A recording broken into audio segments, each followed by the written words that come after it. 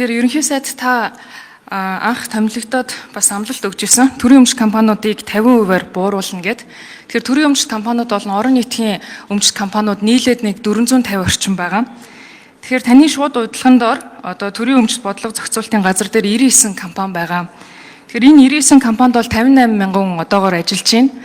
За нийтийн үйлчлэгээний албан агчид биш, зүгээр зах зээл дээр ажиллаж болох байсан 58 мянган хүн маань төрийн өмчийн компанид ажиллаж байна гэдэг маань бол манай ажлах хүсэлтний хомсдол үүсгэж байгаа хамгийн том шалтгаануудын нэг байгаа.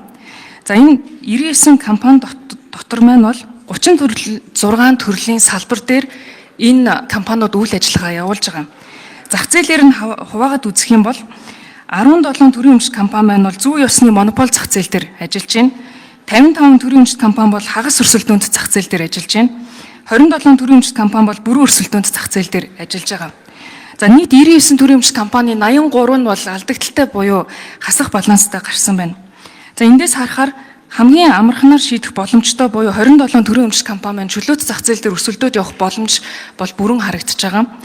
Тэгэхээр хагас өрсөлдөөнд зах зээл дээр байгаа 55 компанийн хувьд бол бид нар энэ бизнесийнхний хувийн хвшлийн боломжийг хязгаарладаг бодлогууд, за тэгээд дээрэс нь энэ төрийн өмчт компаниуд дээр олгодог давуу талуудыг хасаад өгөх юм бол хагас өрсөлдөөнд энэ зах зээлүүд маань бас чөлөөлөгдөд өгч болно.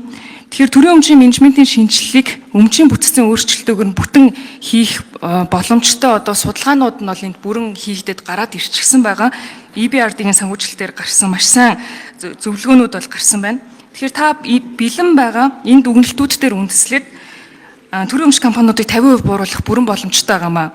Тэгэхээр ердөөсөө засгийн газар байгуулагдаад 100 хоног дотроо та өөрийнхөө бүрэн эрхийн хэмжээнд эдгээр компаниуд дээр болон зах зээлүүдийг чөлөөлж өгөхийг хүсье. За тэгээд хэрвээ энэ 100 хоногийн дараа та яг л өмнөх одоо ерөнхий сайдууд шигээр эсвэлтхүү хийгээд ямар нэгэн шалтгаан тоочоод байж байгаа юм бол бид бүхэн үнэхээр ард түмэн байна бас асуудлыг зүгээр хараасаа гэж хүсэж байна. Ягаад тэгэхээр юм асуудал гаргаж ирэхээ судалж гин хянах шаардлагатай гэдэг бол өнөөдөр бид бүхэн хангалттай судалгаанууд баримтууд байгаа учраас энэ төрийн өмчт компаниудын цомхотл дээр та яг зориг гаргаж хийгээсэй гэж хүсье.